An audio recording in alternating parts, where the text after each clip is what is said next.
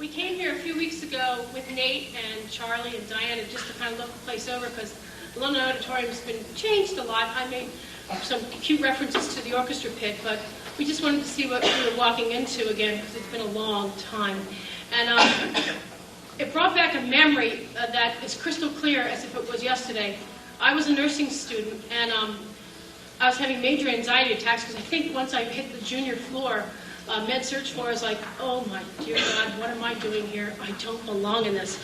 And I kind of stayed in it to kind of please my parents, and I finally got the courage to leave nursing and go into psychology, and I finished up in psychology.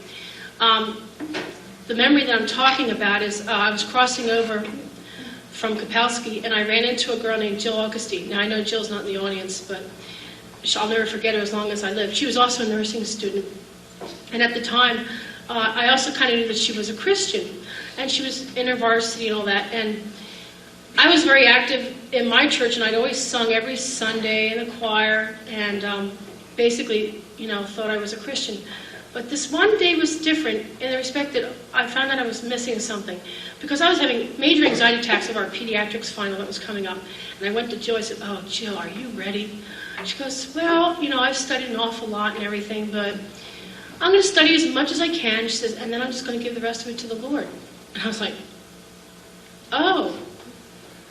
And I said, that's great, And I was just, the thing that I remember is that this girl had such peace, and she wasn't freaked out over it like I was, and she wasn't anxious like I was.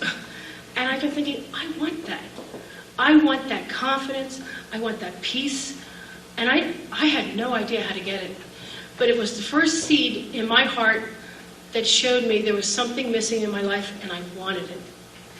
And it was the beginnings of a hunger to try and find the Lord. Now, at the time, I had no idea how to find the Lord in the way she did. I didn't understand the concept of Jesus being your best friend.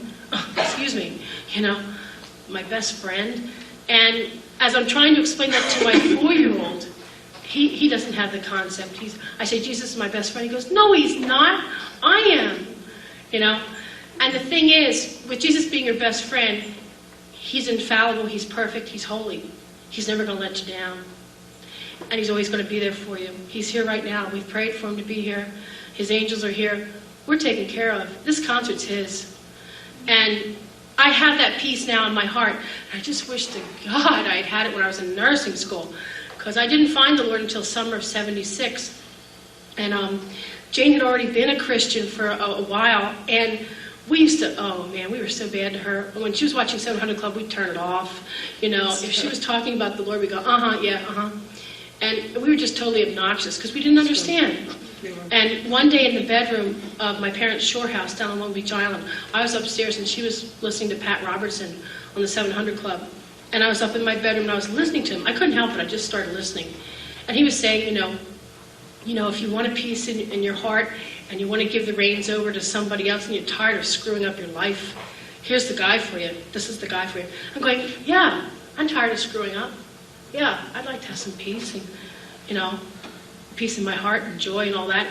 And then he started going with the conversion prayer. And I'm not going to go into that now because that's Kathy's part. But the thing was, what I always remember is that sidewalk out there where Jill Augustine was in front of Alumni Auditorium, and she's going, hey, I'm going to get over to the Lord. The pediatric final's his. Whatever happens, it's his will. And I'm like, whoa, this is what I want. And I didn't know how to get there.